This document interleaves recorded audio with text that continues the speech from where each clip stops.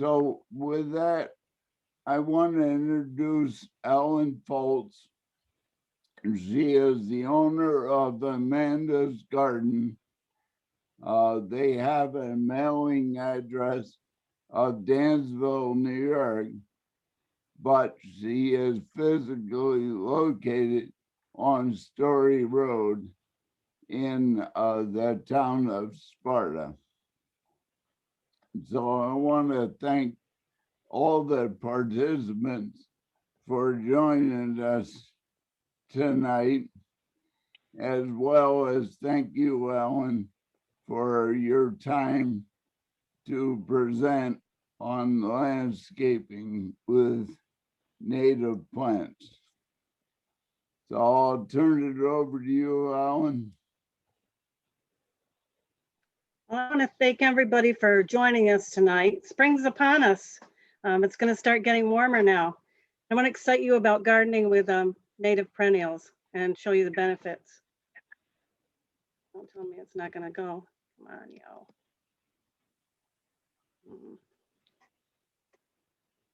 Maybe it's not going to go. Oh, there it goes. What you plant matters. There are many benefits from using native plants, not just for you and me, but for the natural world around us. Native plants are the bottom of the food chain. This is what many insects use: bees, butterflies, flies, and beetles. And in turn, these insects are what feed amphibians, reptiles, our songbirds. And so they're important parts of the landscape. So imagine, if you will, what it looked like here in Western New York before European settlers arrived. Wild plants and animal communities and Native Americans interacting with each other, plants providing a lot of food and medicines, the animals pollinating the plants and moving seeds around. It was a happy cohabitation that we can create again in our gardens, planting the plants that matter to butterflies, bees, birds, and other animals. And here on the slide, the plant in the upper left-hand corner, that is swamp milkweed, or Asclepias incarnata, with a monarch butterfly caterpillar on it. And the monarchs use milkweed as their host plant. It's the plant that the adult monarchs lay their eggs on, and it's what the caterpillars eat. And milkweeds are the only food they can eat. Underneath it, we see the beautiful mauve flowers of the swamp or rose milkweed. It's a really lovely plant. And then in the upper right-hand corner, we see a plant that we're going to see shortly in the woods, bloodroot, and it's got a bee fly on it. And below that, we see Phlox divaricata, woodland phlox. And this is a plant that's used frequently by hummingbird moths. Later on, they'll be using lobelias and monardas and that type of thing. But they use phlox in the early spring, well, in mid-May. So why do we plant? Let's start from the beginning. Why are each and every one of us gardeners? What do we hope to accomplish? What are the joys we get from planting? Creating happiness through beauty? What other benefits can we derive from planting? How can we make a lasting difference that will make sure our grandchildren see the native plants that we can see now and take for granted, and that the animals will be here in the future, the songbirds and the butterflies? What we plant can help to make that difference. Here we see bloodroot again, and a little fella inspecting plants. I just love to have children come out to the nursery and look at plants and explain how the plants work to them. And then as my daughter in a cutting garden. Again, animals indigenous to the area need these plants, host plants for a number of different butterflies. If you come out to the nursery, I'll show you which ones are which to attract which butterflies you want to attract. You know, butterflies will come to your garden with just about any flower, petunias, zinnias, cosmos, but in order to get them to stay there, to make a home for them, you need to give them the plants they need to raise their young with.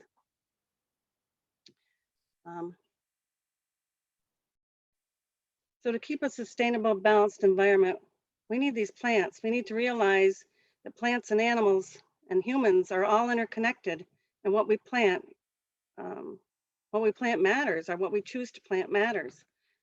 Now, the picture on the left-hand side is a meadow, and not all of us can do that, but a meadow like that does provide a lot of cover for songbirds, amphibians, reptiles, and also a lot of pollen and nectar. But we can all do things on a smaller scale. The plant on the right is blue mist.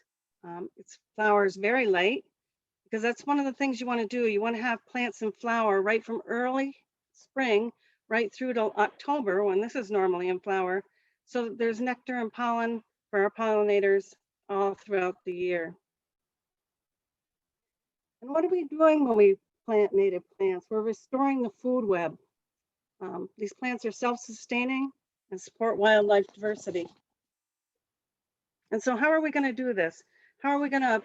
What's the easiest way to go about designing a garden and planting these plants and matching them to the area we have? There's a simple way to choose the proper plants for your site, and putting them together in a planning. We're going to match the plants to the area we have. And in order to have success with this, we're going to look at the soil and light we have. There's plants for every situation. You don't rarely in nature do you see an area with just bare soil. So with creative placement, we can achieve astounding gardens that are not only beautiful to look at, but that will support habitat for fellow creatures.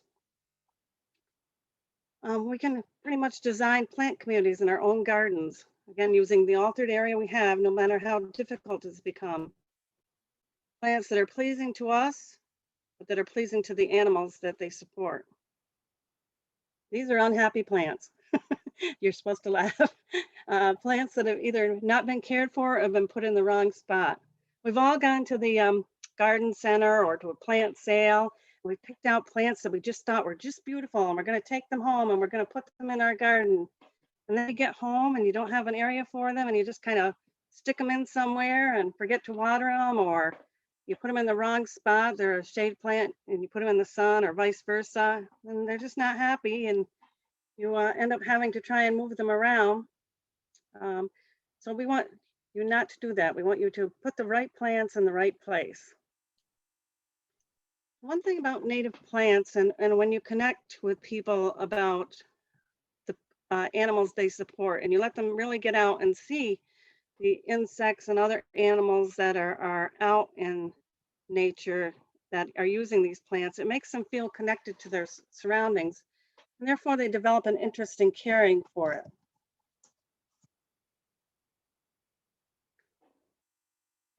So what's our criteria for picking plants? You need to look at the area you want to plant. You need to choose a palette of plants that will work in that area. The best way to do that is to look for plants that survive in the wild in similar conditions, plants that grow together. And doing that, we can match the plants to the site. So you're going to look at your light. Is it the north side of a house that gets very little light, maybe just an hour or two a day, or even dappled shade? Is it out in the bright sun, or is it shady in the morning and sunny in the afternoon, or vice versa? And light is very important for different plants. There's plants that just can't tolerate full sun or can't tolerate full shade. And of course, the soil moisture. Some of us have areas in our yard, or if we're on the shore, we have areas that get wet periodically, and I mean standing water. And then in the summer, maybe they're dry as a bone. And there's plants that will grow in those situations. Sometimes we have an area that's just really dry, or an area that is fairly moist. Soil fertility is important. If you've got an area in a woodland, you're going to find you've got pretty good soil fertility, because there's a lot of organic matter in it, which helps hold the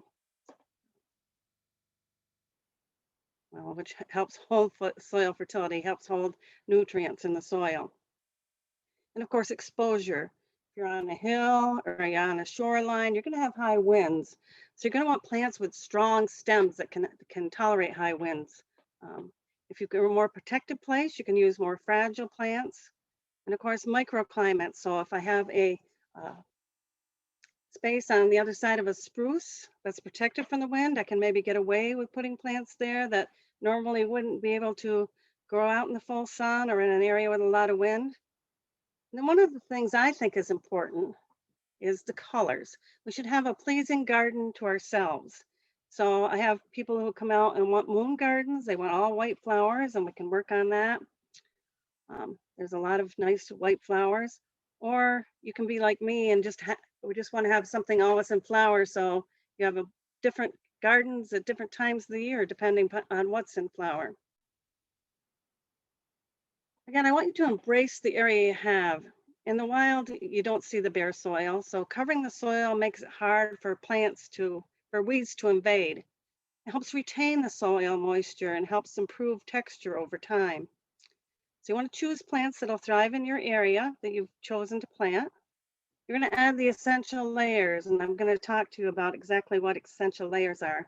Covering the soil with plants is a really good idea. I mean, mulch is okay temporarily, but really it's plants that should be covering the soil.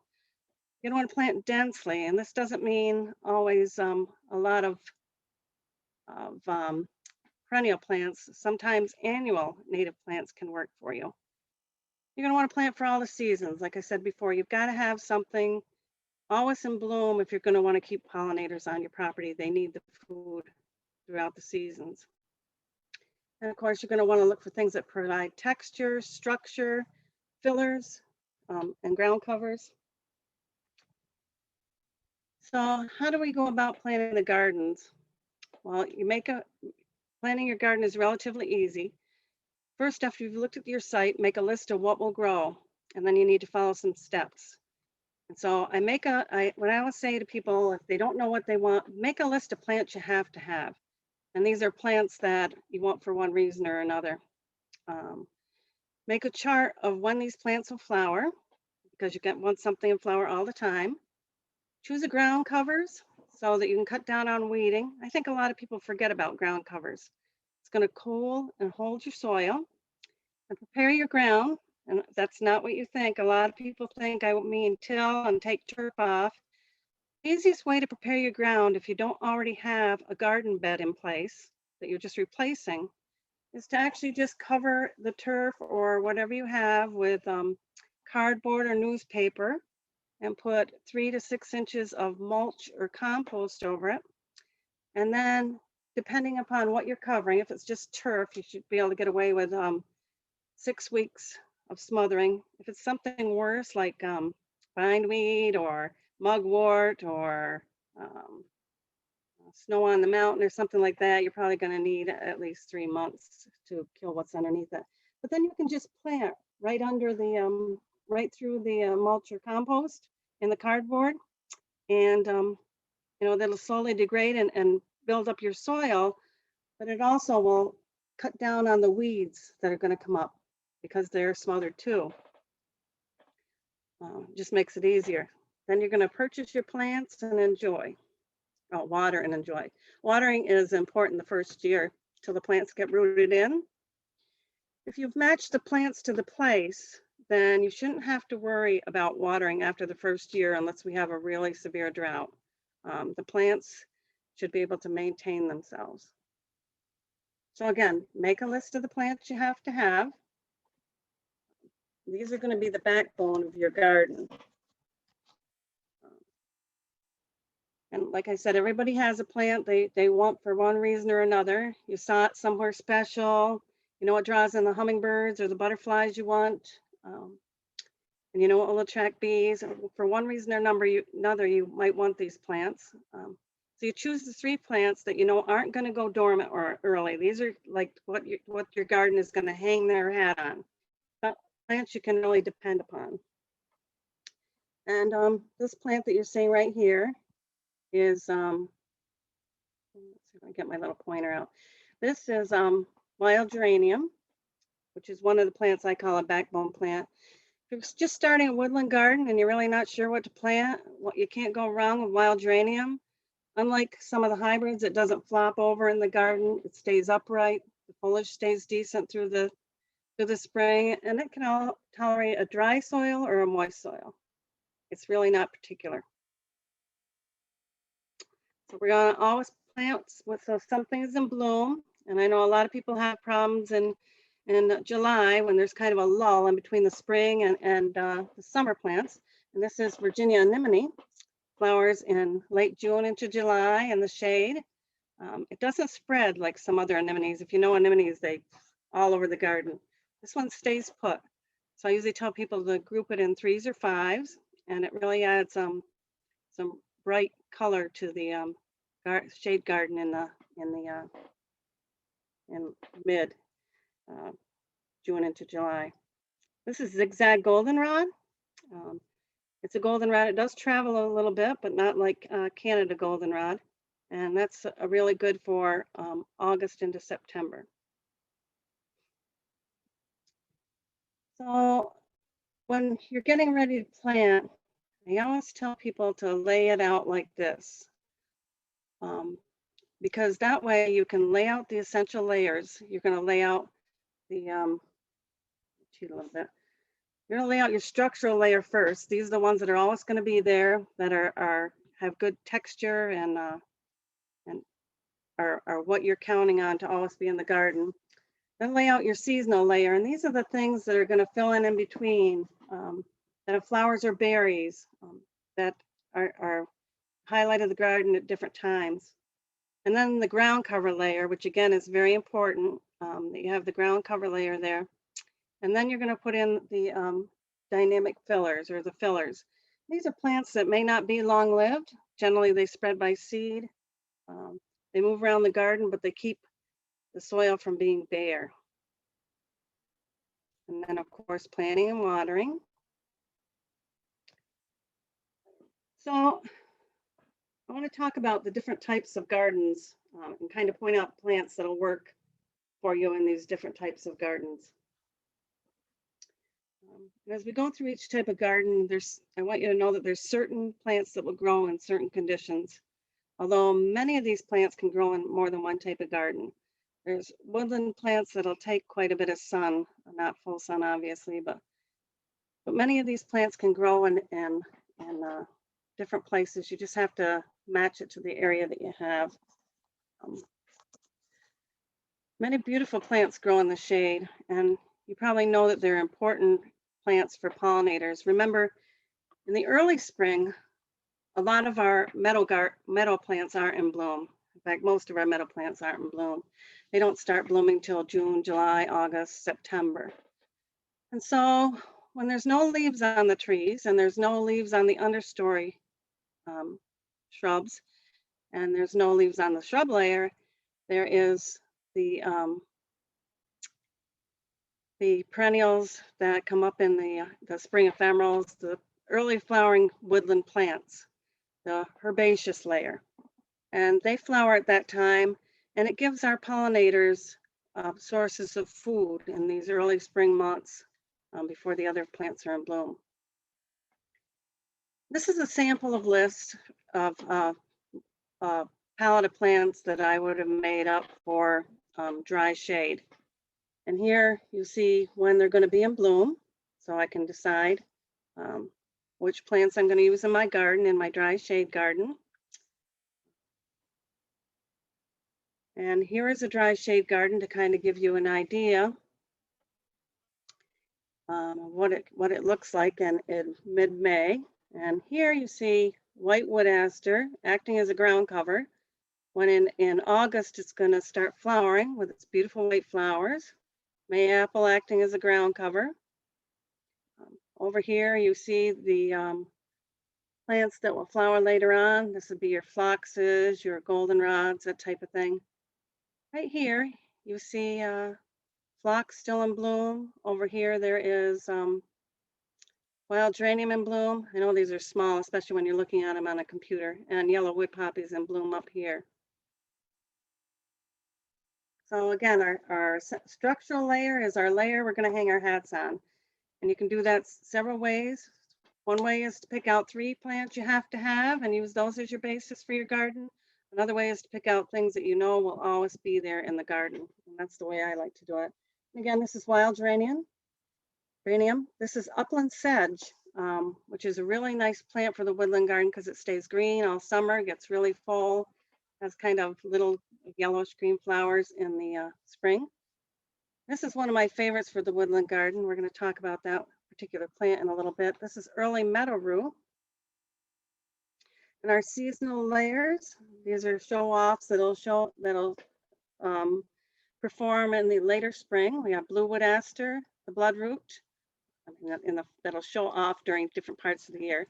This is blue wood aster, which flowers October into November. Our bloodroot, which will flower at the end of April.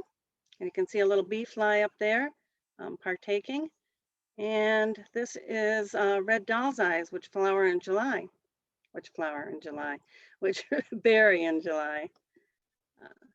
of course, our ground cover layer. This is Canada Mayflower, False Lily of the Valley, Anthem canadense. You see this quite common in woodlands around here. It's a wonderful ground cover. May apple. We're going to talk about that one a little later, as well as the gold star or green and gold. And then our dynamic filler. These are plants that aren't particularly long-lived, but they have their spot. And when your soil becomes bare, for one reason or another, they'll pop up again. So this one is cutleaf toothwort. It is a perennial, but it comes up and does its thing in May, and then by June it's totally dormant. So you don't see it at all. So I like to overplant it over with something like white wood aster. So it does its thing in the spring, and then you have the white wood aster later on. And that's a great way to do things, is to overplant the ones that flower early. This is wild columbine, which we're going to talk about a little later. And this is jewelweed. And jewelweed can get quite weedy. But again, it's a plant that will fill in spots. Hummingbirds absolutely love it. But if you don't want that kind of a look in your garden, don't put it in there, because what all three of these have in common is they make a lot of seed. So they self-seed here and there. So this is how we tie the garden together with all our layers. This, of course, is wild geranium, blue stem goldenrod. This is barren strawberry. Next, see, it has beautiful shiny green leaves. And in the spring, it has lovely yellow flowers. You can see the seed head right here. This is hepatica, which we're going to talk about in a little bit. This is another shot of that dry shade garden. And this is black cohosh. You can see this would be probably in late May or early June. Here's the wild leek starting to go dormant. The Bowman's root still in flower. Let's see what else is still in flower. The phlox is still in flower, the phlox divericata, and up here it looks like wild geranium. So dry shade is what we're going to talk about. This is wild columbine, and you guys probably a lot of you know columbines, but this is our native columbine. It's yellow and red, and it attracts hummingbirds like crazy. You can always tell our American columbine from European hybrids because of the long spurs. Our hummingbirds have long beaks, and so that's the way that they evolve together. This isn't a particularly long-lived plant, but it does make quite a show in the garden. Probably you'll get about 3 or 4 years out of it, but then you can count on it making a lot of seed. The seeds are shiny and black, and if you want to save them, they're usually ready about July 4th, and you can just sprinkle them where you want the plants to come up again. White doll's eyes, which I've showed you a couple of times. These flower later May into June. They don't produce any nectar to speak of, or the other way around. Yeah, nectar to speak of, but they do produce pollen. And the berries are showing in August through September. The whole plant is poisonous, and a lot of plants are Charlie, we poisonous. lost Ellen's audio. Oh, you can't hear me? Can you hear me now? Hello? I can hear you, Alan. Okay. No problem here. Okay. So some birds do eat the berries, though. The yellow-bellied sapsucker, American robin. Sometimes what these birds do is they just eat the flesh and throw out the pits, or the other way around, I'm sorry. But they are poisonous, like I said. But they do have really good root systems, which helps hold the soil in place. This is red doll's eyes, or red baneberry, a lot of people call it. Again, it too is poisonous. This flower is a little earlier than the white baneberry. The red berries are just lovely in July, and they are very attractive. I had people walk up the bank towards my house and just go, oh wow, what is that? Each one of these berries has about 10 seeds in it, which is kind of interesting. This is a lovely ground cover for the dry shade. And like most of these plants, it will grow in moist shade, but it will grow in dry shade, which is good for a lot of people. And actually, this is a fairly new planting right here, but you can see how thick it gets later on. And this ground cover and all ground covers are very important in a woodland garden because, like, let's say you have an oak tree above this or a cherry tree, and there's a lot of insects in there. In fact, those are the trees that produce the most caterpillars to feed our birds. And so at the end of the season, those oak leaves are going to drop down, as well as pupating insects, and they're going to fall into the leaf layer. So if you remove those leaves, a lot of times you carry those insects away. But if there's a ground cover down there, they have more of a chance of hiding in the ground cover layer and surviving through the winter where they're protected. So ground covers are really good for the insects also. Perfolate bellwort, they grow on my dry oak woods. They're lovely plants. They're in the lily family, related to trilliums, and you can see they flower right about the same time trilliums do. But they don't go dormant like a lot of other spring plants. This is in August when this picture was taken, and that plant is probably about 1.5 feet by 1.5 feet. So you see they make a lovely little shrub in the garden. It's not really a shrub. And Fault Solomon seal. And I just love the shape of Fault Solomon seal. This is really giving you some structure and texture in the garden.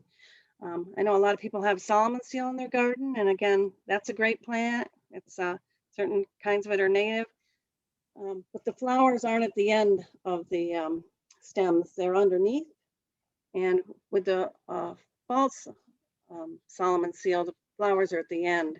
It's also called Solomon's plume a lot of times. And you see flies and little beetles and insects on the flowers quite often. And then in the fall, it gets these wonderful red berries, which are eaten by some birds too. Unfortunately, this is a plant in the lily family. So it will be eaten by deer too. So you've got to be careful where you plant it. Early meadow rue, I showed you this early on. This is one of the plants that I would use for structure. It looks really good in the garden in the summer because the leaves move like quaking aspen in the wind. So it gives you some flow in the garden. It looks really pretty. The flowers are male and female, the females being this gray color and the males being the yellow with the pollen on its anther. It'll grow in fairly dry soil, so in pretty shaded area. So it's a great structure plant.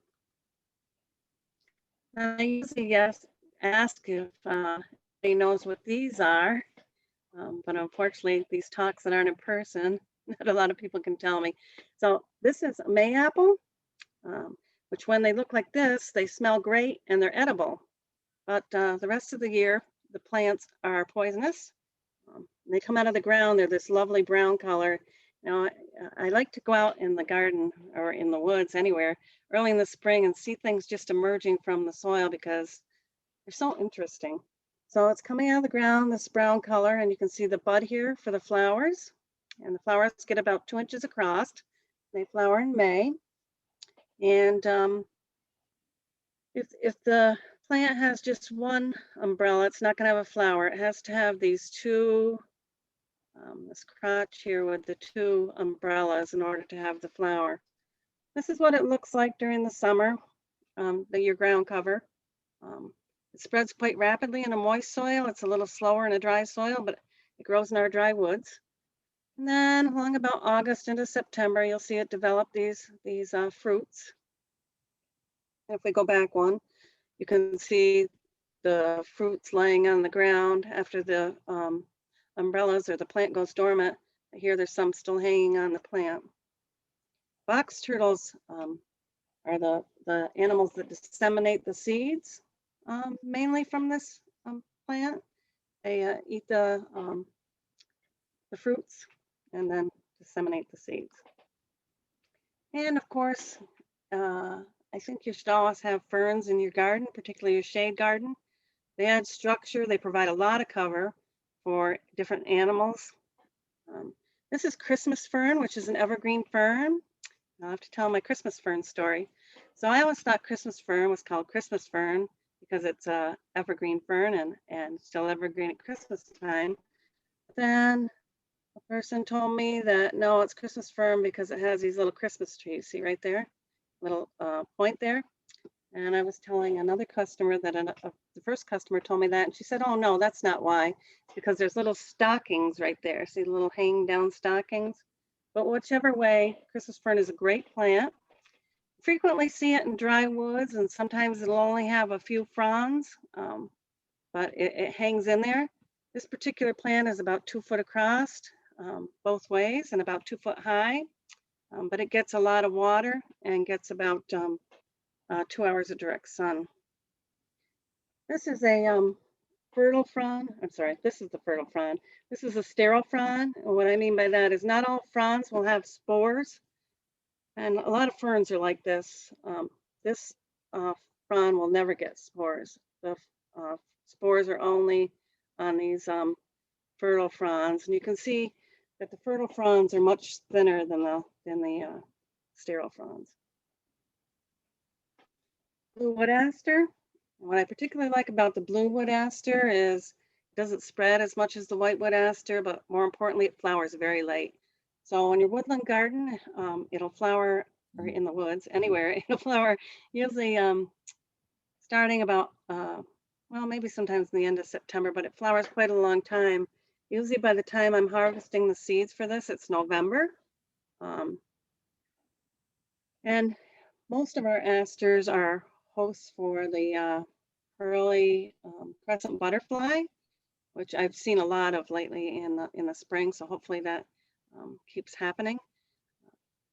But you can also leave the seeds on these out in the fall for the birds to eat too, which is a good thing. Blue stem goldenrod, and I know a lot of people don't like goldenrod. They say that it spreads too much. Well, Canada goldenrod does, and I wouldn't put it in my garden. But we offer 4 or 5 different kinds of goldenrod. This one grows in the shade, and it more or less stays in a clump. Maybe gets about 1.5 feet, 2 feet tall, and probably about 3 feet wide.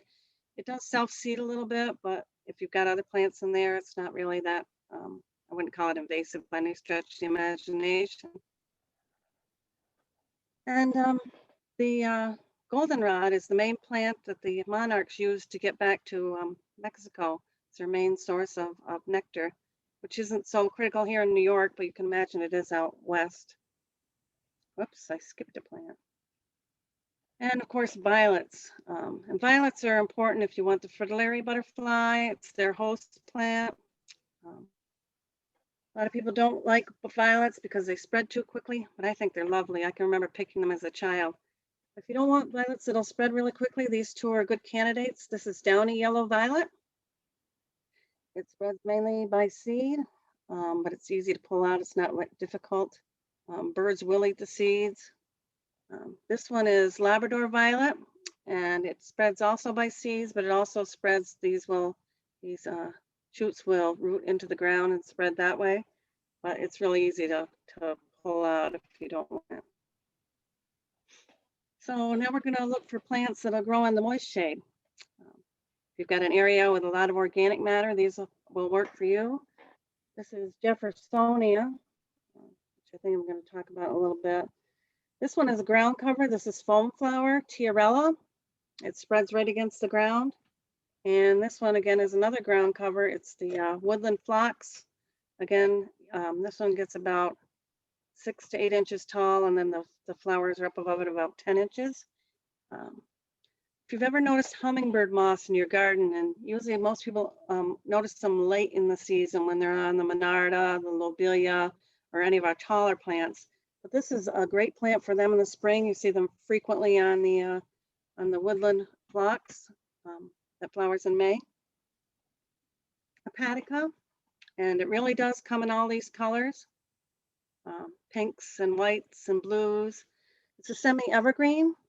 So right now, if I went out and looked for hepatica, I'd see some of the older, let's see if I can see any in here, some of the older leaves that are just dying back. And by the end of April, I will see the flowers coming on. You can see there's not a lot of leaves when the flowers are on.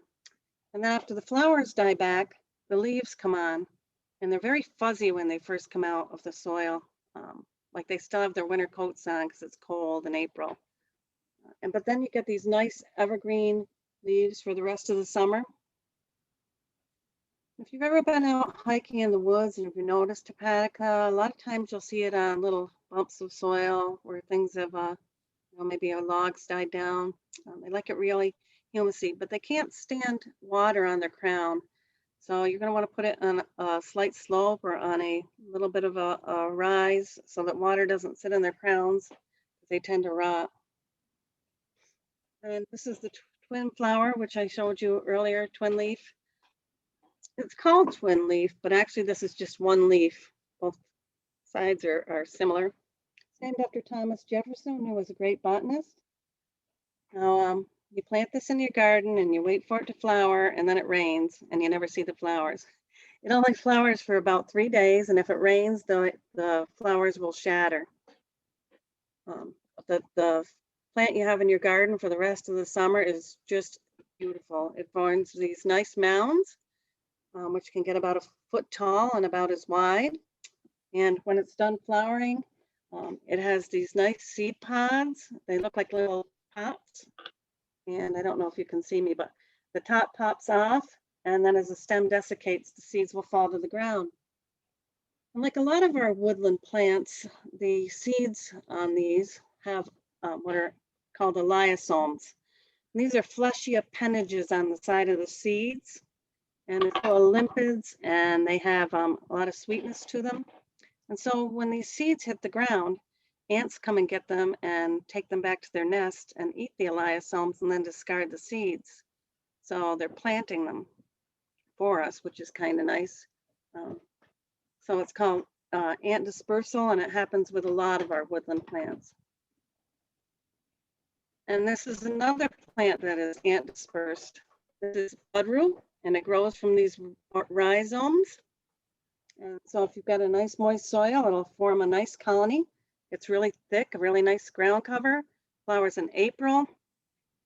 Bloodroot will close up during the day if it rains, or at night to preserve the pollen and the nectar so it can get pollinated. It's one way it copes with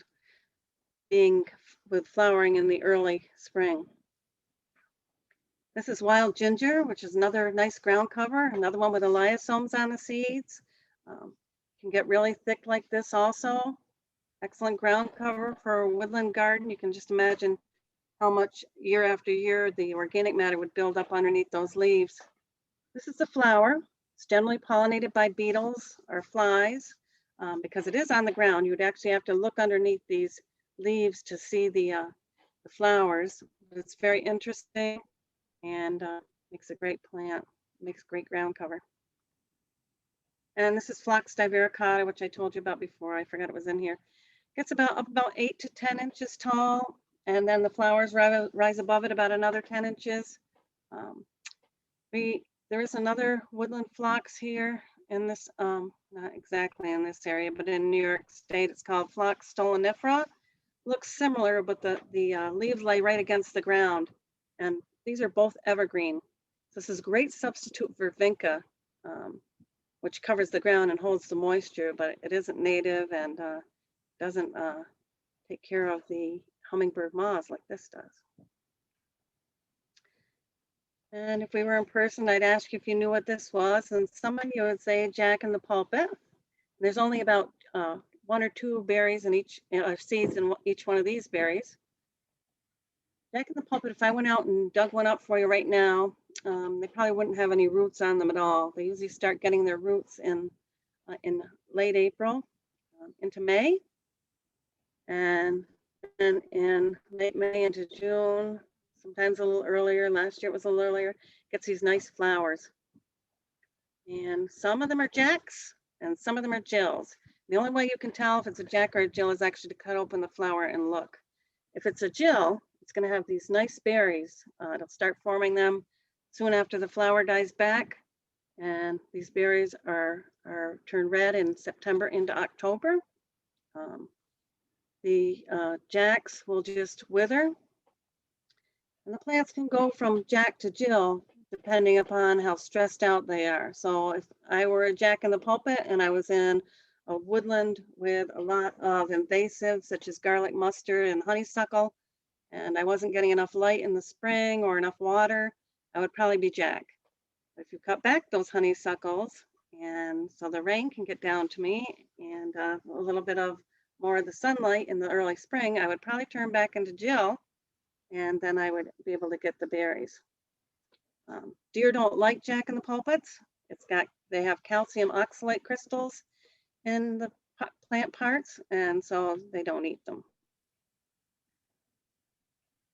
Yellow wood poppy, another plant with eliosomes, not actually native here to this part of New York, but it's a beautiful plant.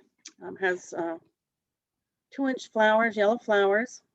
There is a non-native one that isn't even native to the Northeast. It's native to Eurasia, and it has much smaller flowers, and it kind of gets messy looking foliage later on in the year, but this one stays quite nice. The other way you can tell them apart, because yellow wood poppy has the classic poppy seed pod, where the Eurasian one seed pods stand up straight. So this really has more of the poppy form. The other one, a lot of people call this celandine poppy. That one a lot of people call just celandine. And of course we need our fern for our moist woodland. And this one is maidenhair. And you see this one, if you've been to Allegheny State Park, there's big banks of it here and there in the woods. A lot of the Finger Lakes around here, if you go to where the creeks are going into the lake, you know, where the seasonal creeks, a lot of times you'll see these on the banks there too. It's a really pretty fern. A lot of people think it's very fragile, but it's really not. I've got some in my dry part of my garden. It just stays much shorter. So on the moister part of my garden, it gets up about 1.5 feet to 2 feet tall and at least as wide. In the dry part of my garden, they're probably, I don't know, 1 foot. So wetland gardens, and these don't have to be wet all the time. They can be a shoreline. They can be a little pond garden you've made. They can be just an area that's really, really wet in the spring and you're like, I can't mow that spot. I have to leave it. I can't mow it till later on. Well, put that into a garden because these are really great plants and they don't mind drying out later on. You know, in the summer, I mean, that's the way these plants have adapted. So here's my little pond garden. And this would probably be late May or June. I know that because it's a blue flag iris, which flowers in June. And here is the green and gold, the gold star. Over here is the phlox have finished flowering. So this must be pretty far into June, actually. So we've got our layers. This is our structural layer. These are 3 great plants for a structural layer of a wet garden. This is Joe Pyeweed. This is Royal Fern, which I'm going to talk about both of those later on. This one, though, is Tall Meadow Rue, which has white flowers in August. I like to plant this right next to my swamp milkweed, mainly because they both would grow in a similar location. But more importantly, if you look at the Tall Meadow Rue, it has horizontal branching. And when the monarchs crawl off from the swamp milkweed, they can crawl onto, because generally they don't pupate on the milkweed. They can crawl onto the tall meadow rue and pupate there. It makes a nice little structure for them. And of course, our seasonal layer. If you've got a moist garden, you probably would like to have marsh marigold. It's beautiful and it'll start flowering in, well, let's see, this is for our open house. So it usually starts flowering about the second week in May. This Turk's cap lily, which flowers in June into July. And this is Amsonia, these beautiful star-shaped flowers, which flower usually in June into July. And our ground cover layer, and our ground cover layer doesn't always have to lay right against the ground. This is netted chain fern, which makes a really nice ground cover. This is palm sedge, and this is golden groundsel. It's beautiful daisy-like flowers. And our dynamic filler, these are the ones that might not always hang around. This is actually an annual Bidens called Burr Marigold. And if you've been out to the nursery in August, we have quite a bit of this here and there. And this is Lobelia cardinalis, which is a perennial cardinal flower. But it's a short-lived perennial. The seeds need light to germinate, so you've got to always kind of make room for it in your garden. It'll stick around for a long time. You'll get 3 or 4 years out of it anyway, but you've got to let it self-seed a little. And this, of course, is the jewel weed, which again can get a little weedy, but it is a good filler to keep the garden full. And tying our wetland garden, milkweed, the golden groundsel. This one is Canada lily, I believe, and the red cardinal flower. So the right plant in the right place, wet shade. We don't always have the sun in our moist gardens. This is pink turtlehead. White turtlehead does work as well, and I'll show you that later on. The pink turtlehead usually flowers a bit later than the white turtlehead, usually late August into September. This is the royal fern, and of course the red cardinal flower.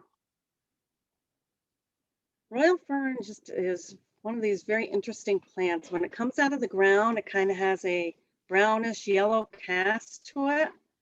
And then when it's fully open, it turns a bright, bright green, has some nice structure to it. This is the fall color. It'll actually make a hummock for itself, even in a dry soil. But in a moist soil, of course, that's why it builds its hummock. Behind that there, you can see the skunk cabbage leaves, which I think it makes a beautiful addition to our wet gardens. And here we are with the white turtlehead. And the turtleheads are host plants for the Baltimore checker spot butterfly. And all butterflies and hummingbirds love these tubular shaped flowers. So you see butterflies on it quite often. This would probably be in August or early September. Behind it, you can see the blue flag leaves. So they would be there in June. So you can see how they still are lending structure to the garden, a form, even though they're not in flower. And Turk's cap lily, which are one of my favorite plants. It gets about 5 to 8 feet tall, and they say it can have as many as 50 blooms. Mine only ever get as many as 21. Yes, I count them every year. So they grow from a lily bulb, and they start emerging usually beginning of June, and then they flower June into July. Hummingbirds use them and butterflies. The plant behind them is green coneflower, which gets just as tall. Oh, wrong way. This is the red cardinal flower. Hummingbirds, if you want hummingbirds, red cardinal flower and red monarda or bee balm are the plants to have. It's just amazing how many hummingbirds you see on these plants. Like I said, they're not long-lived, but they produce a lot of seed. And as long as you in the fall every year just sprinkle some seeds where you want them to come up, or even just let the wind carry the seeds into the garden, you'll always have it. We have it on the north side of our house, quite a big stand, and it shows up every once in a while someplace else, but it's a welcome addition and it's not weedy looking. This is bottle gentian, which is kind of a rarity. You don't see a lot of this. Bumblebees are the only insects that are able to work their way down into those flowers to pollinate them. So if you want to have nothing to do on an afternoon in September into October, you take your lawn chair out to where the gentian is and you can watch the bumblebees trying to get in and out of the flowers. It flowers quite late in the year, usually later September into October, and I've had some in bloom as late as November. Wet sun. Yep, there's plants that grow in the wet sun. In fact, a lot of plants grow in the wet sun. This is swamp or rose milkweed, Amsonia, and willow blue Amsonia, and this is golden groundsel. I think all of them are in the next slides. This is Joe Pye weed. Joe Pye weed is one of my favorite plants, and it'll grow in just about any condition. It just stays in a drier, sunnier location than it would in a wet location. So in a wet location in full sun, you're going to get about 8 feet out of it. In a shadier place, you might get 5 feet. In a drier place, probably about 5 feet too, depending if it's in full sun. In dry shade, it won't make it at all. This plant always has a plethora of pollinators on it, butterflies, bees, beetles. It's wonderful. I've used it in 2 weddings. On my sister's wedding, we used it on the altar with gladiolus, white gladiolus. In my daughter's wedding, we used it in her bouquet and the boutonnieres and on the tables, different parts of it, different parts of the flower. A lot of people don't want to plant Joe Pye weed. They say it gets too tall. But with a lot of plants like Joe Pye weed and asters, if you cut them in half in June when they're about 1.5 feet, 2 feet tall, just cut them right in half, they'll stay shorter. They'll stay 3 to 4 feet tall as long as you cut them in half in June.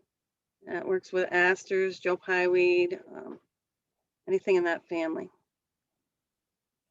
Blue flag iris, and this really does need wet soil. It's not going to grow on your ordinary garden soil. It might linger for a few years, but it's not going to stay there.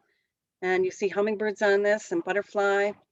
More importantly, it provides a lot of cover around ponds. And if you want to keep the geese away, you really need to thickly plant around your lakes or ponds because they don't like a lot of foliage like that. The birds will come and steal your seeds. If you're trying to raise them from seed, you've got to keep a watch on them. I've noticed that happen quite frequently.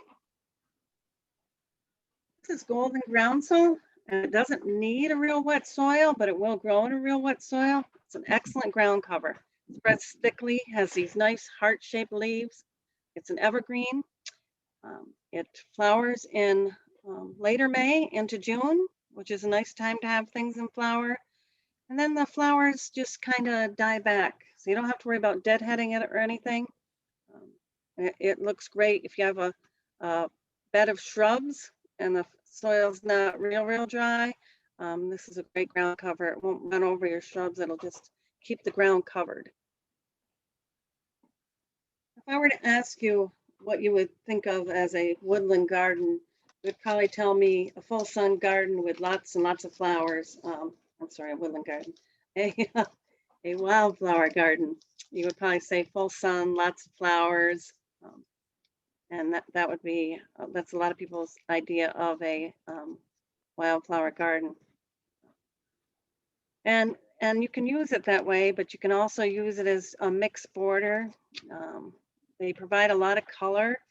These are the plants that a lot of insects, birds, hummingbirds, rely on in the summer for food. They can be used to break up things and keep you from looking at ugly places. They are like garden, you know, where you've got your compost pile or whatever, because it draws the eye away from the unsightly areas. And so here's what I mean by pollinator garden or a prairie garden, a meadow garden. This is actually along a wall. And here we can see the black-eyed Susan, monkey flower, purple cone flower, anise hyssop. These are palm sedge. Remember that I said you could grow in a wet garden, but they'll tolerate pretty dry soil. This is Monarda, the red Monarda, the bee balm, Joe Pye weed. In the background here is a little bit of green cone flower. So for our prairie garden or our sun garden, here's our good plants for our structural layer. This is Indian grass, which a lot of ornamental grasses aren't native, but we've got some spectacular native grasses. This is rough or stiff goldenrod, which actually makes a terrific cut flower. And of course, our New England aster, which again is a host plant for the pearly crescent butterfly and produces a lot of pollen and nectar for a wide variety of pollinators. And here's our essential layers, our seasonal layer. These are ones that are going to show off at different times during the year, the Monarda, black-eyed Susan, and of course the butterfly weed. And like I said before, butterfly weed is a milkweed, and so it's a host plant for the monarch butterflies. But all the milkweeds provide a lot of pollen and nectar for a wide variety of insects. And our ground cover layer, barren strawberry, which will actually grow in a pretty shady area also. Prairie smoke, which has these lovely pink flowers. It flowers in May, but then these seed heads stay around for most of the summer. Blue-eyed grass, which flowers in July. And then you've got the leaves the rest of the year.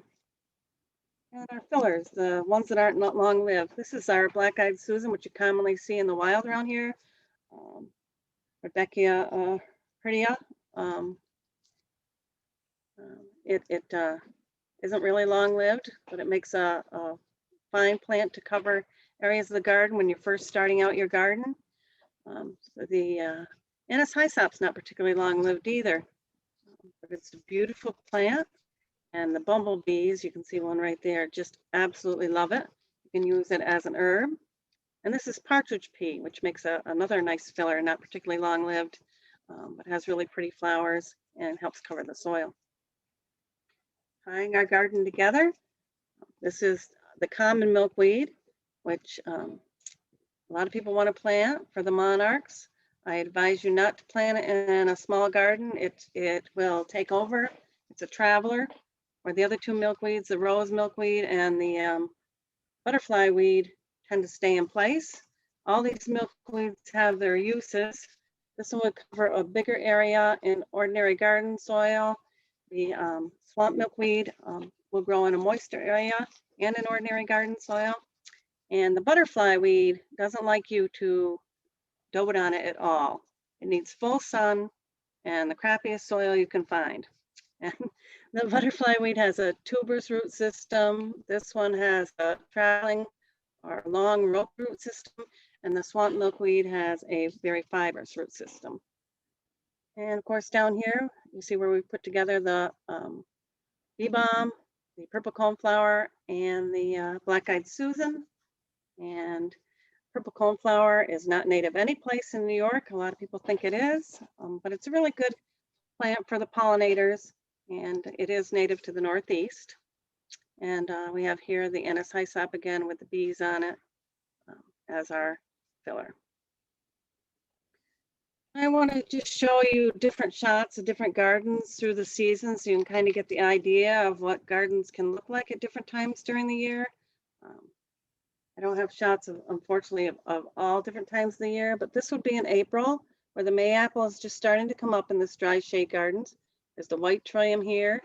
You generally find white trillium in a drier shade garden or a drier woodland, and the red trillium you generally find in wetter areas.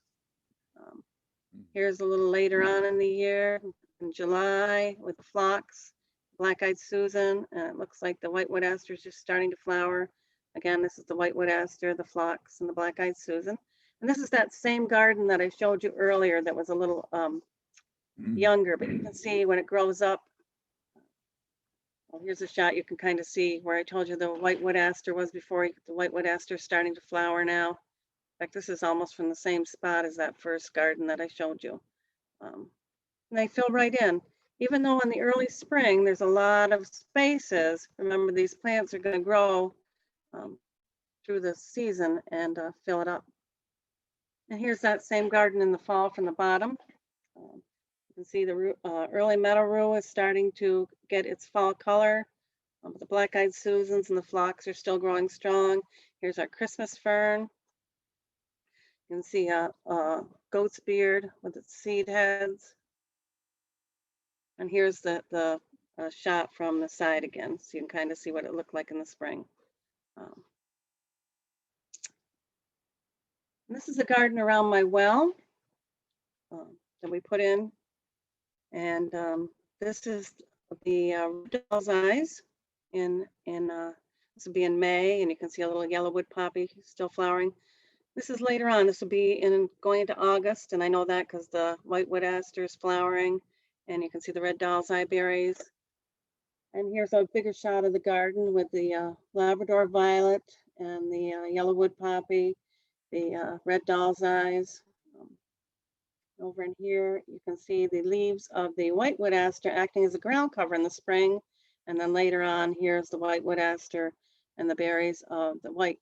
Here's the white doll's eyes in the spring, and then the white doll's eyes later on in the year. This is my pond garden that I showed you earlier, and this would be in April or May, sorry, early May, with the marsh marigolds flowering and the Trollius laxus flowering, and it's before the phlox would be in flower. And there's the blue flag iris. Here's the phlox later on. This would be after it flowered. Here's it within flower. So you can see things are always coming and going. This would be when the phlox is starting to go over, but the Pachyaurea, the Gordon groundsel, is in flower now. Later on, there's swamp milkweed and tall meadow rue in that garden. Here's a garden I put in for a friend. She wanted a garden along her porch, and this would be in June when the Indian pink's in flower, and so is the spiderwort. I think that might be skullcap down there. And then in August, when the phlox is in bloom, and the black-eyed Susans, the red monarda.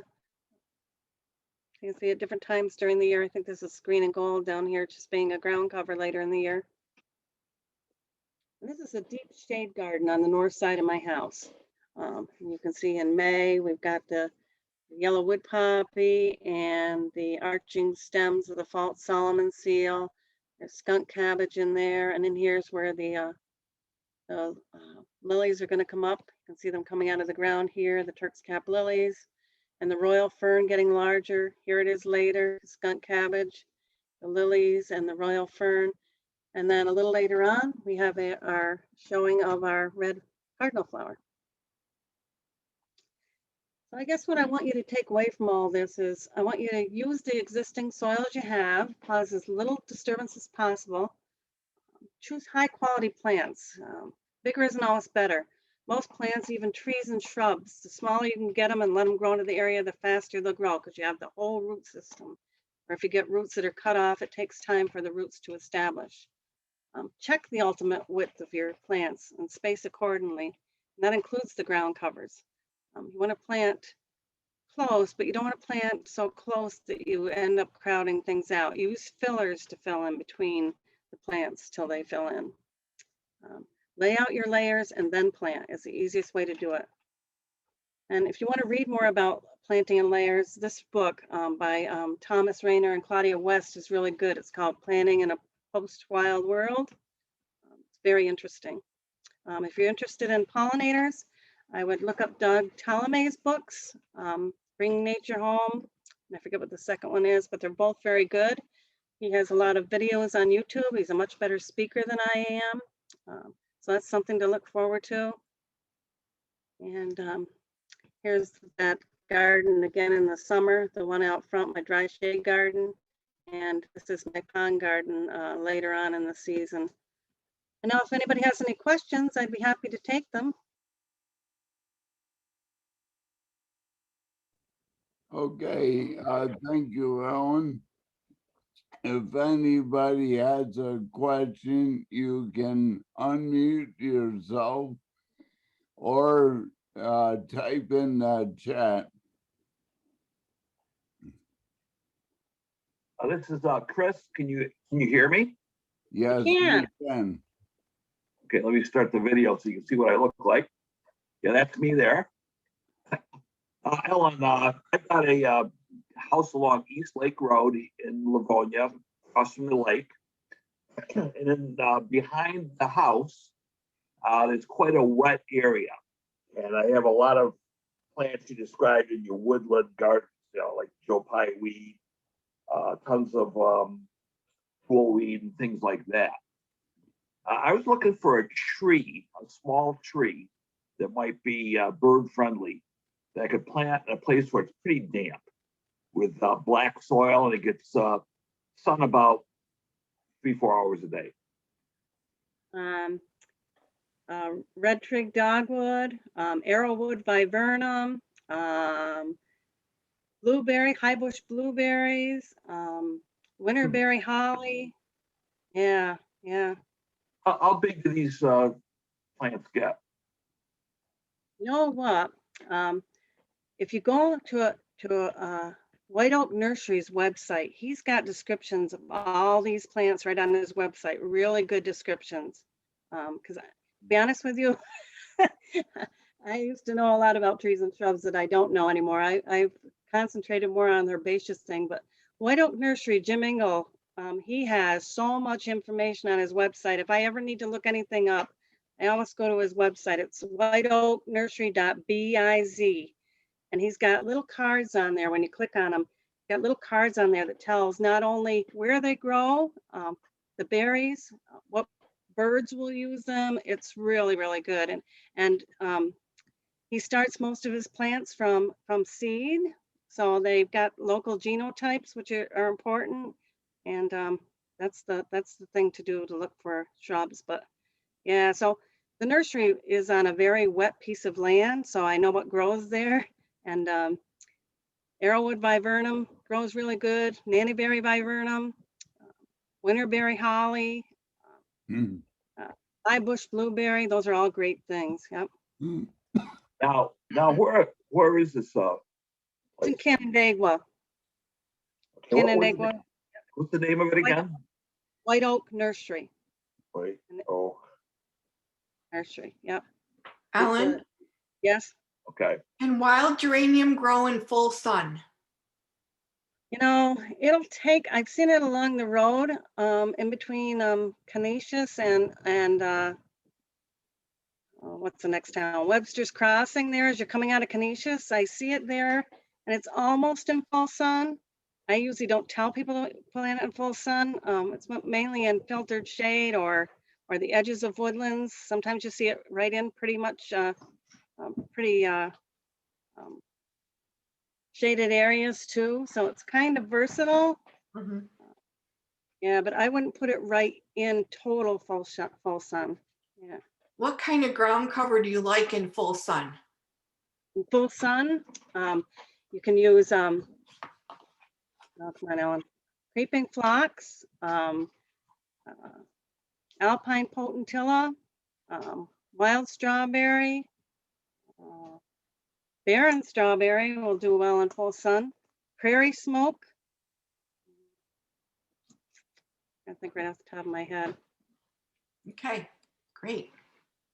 Actually, if you look on our website under, I think my daughter changed what it was under. It used to be under garden guides. There's all sorts of lists of plants. In fact, there's a planting guide there there's a planting guide. There's a bloom time chart. There's what will grow under walnuts, what will grow on shorelines. Anybody's welcome to go on the website and use those too. Yep. Yeah, some sedums do. The sedum that we have is a woodland sedum and will grow in dry shade, but won't grow in full sun. A lot of the sedums, somebody said something about sedums.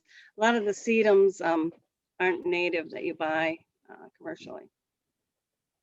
Thank you. Ellen, we have a question in the chat. How do you source ferns in New York where all but the bracken is protected in nature? So we get most of it, we grow our ferns from spores.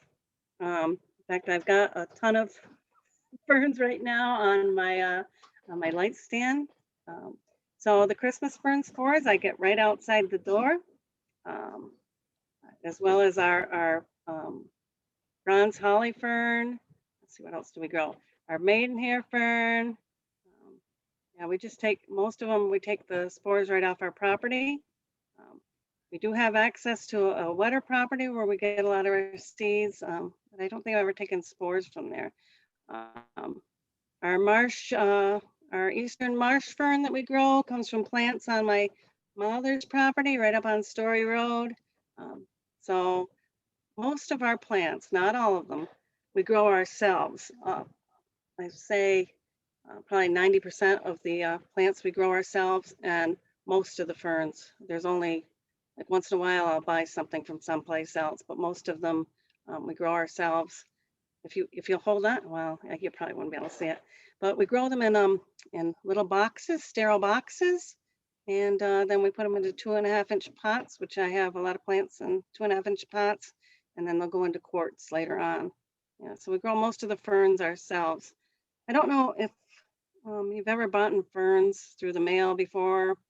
A lot of times I've done it before. What you get is a big old dry root. So I wasn't happy with that. I wasn't happy with ever trying to give somebody something like that. So we decided to grow the ferns ourselves. So you're getting the whole plant. And they're not as big as what you're going to get from other people, but they'll take off better. Ellen, do you have any advice on how to keep deer away? Deer seem to eat everything, including my pine trees. So first off, I would try and plant things they don't like, but second of all, that's not totally going to work because you know that deer will taste anything. So, but planting things that you know that they can't eat, like anemone, which has calcium oxalate crystals in it, it burns their mouth. That works. But you can use deer away or sprays like that. You just got to do it every 2 weeks. But I've found that you can kind of train them with that. If you keep applying it for like 2 weeks, I did it. I used to work as a gardener. I did it every 2 weeks for the first couple of months, and then I didn't have to do it anymore because they stayed away from flocks and that type of thing because it didn't taste good. Okay, thank you. I didn't realize that works. One more question. Would you please suggest plants that will grow under a black walnut tree? Sure. Actually, there's a list on our website. I should have pulled it off. But anyway, just off the top of my head, I know that Jack in the Pulpit, well, how quick I can get there. Jack in the Pulpit, both the lobelias, red cardinal flower and great blue lobelia. How quick I can get here.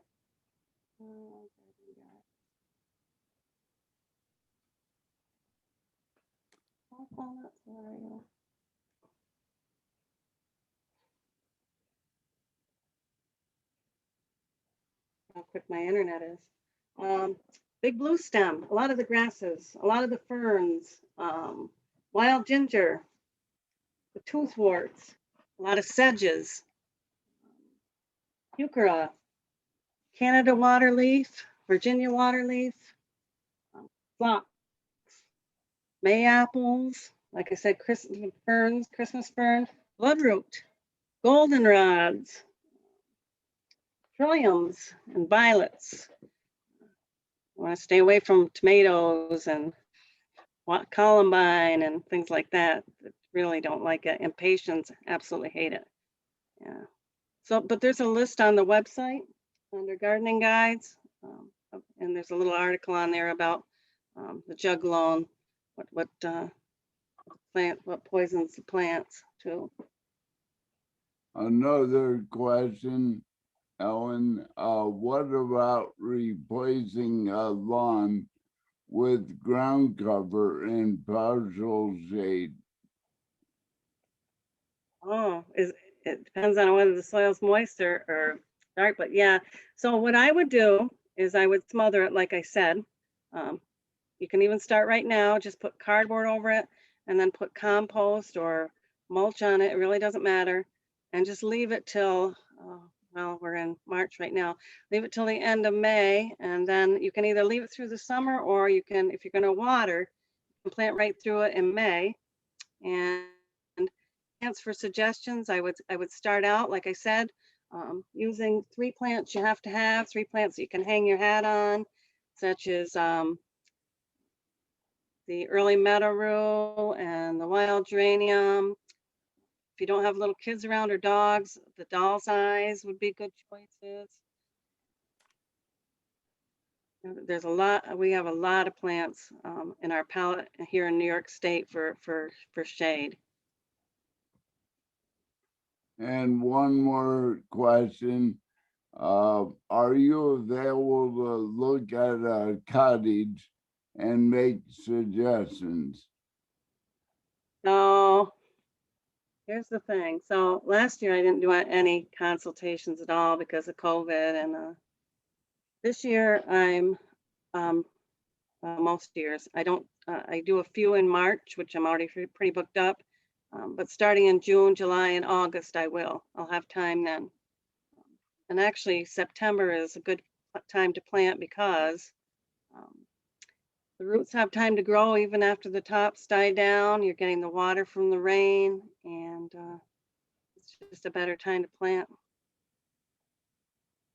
So if anybody wants me to do a consultation, if you just send me an email, we can set up a time. Okay, I think we're about out of time. Can I ask Anybody one more have? question, Charlie? Sure. About your website, Ellen, you have some varieties that are sold out. Is that just because it's earlier in the year and you'll have them shortening? So native plants are doing really well this year. Yes, we will have, we're always potting. Right now, everything that was potted in the fall that says sold out, those plants are gone.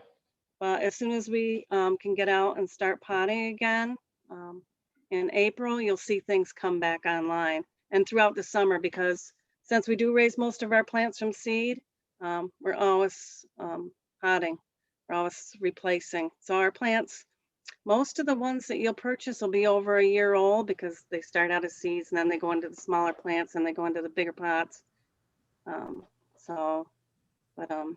Yeah, we're always potting, and so there's always plants coming on. If you see something that is sold out on the website and you really want it, send me an email. I always hold things back, make sure we have enough for the orders that have come in. And sometimes we have smaller plants that if you want to take the smaller plants, you can do that too. Thank you. Thanks, Charlie. Okay. Thank you, Mary. Ellen, I really appreciate you taking your time and informing us watershed residents on native plants. I want to remind everybody, if I can share my screen again, we have the TikTok presentation April 7th at 6:30. If you don't know where to find a flyer, you can find it on KenesaLake.org starting tomorrow. And if you want to get these flyers as they come out, you can go to our website, again, KenesaLake.org, and sign up for info@.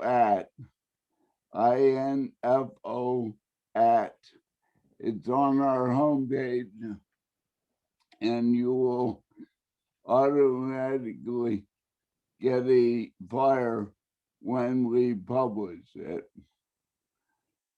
So with that, Ellen, I'd like to thank you so much for your presentation. And as a token of our appreciation, I'd like to present this certificate. suitable framing in your office, Thank you. I will send it to you by email. Okay, sounds And- great. I'll put it in the office. And I again appreciate your time and energy on this topic. So thank you. Thank you. Well, in final conclusion, everybody that attended this session will get a survey tomorrow. It takes 7 to 8 minutes to complete the survey. It's run by Cornell Cooperative Extension. And we, the committee, would really appreciate if everybody would take the time to fill out the survey. Your feedback is valuable both through the presenters as well as the committee. And we're looking for education events that our lake watershed residents are interested in. So give us a topic and we'll develop a presentation. Look for a presenter around that topic. We want to present to our residents topics that they're interested in. So with that, we'll conclude the meeting. Thank you, Ellen, for your presentation.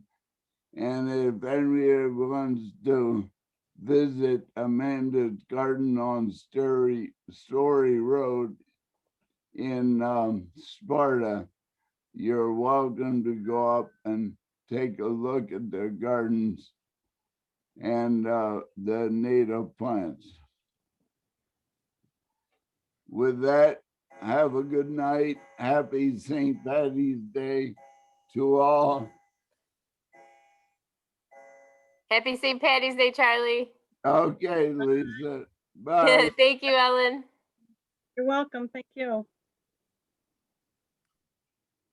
Good night. Good night.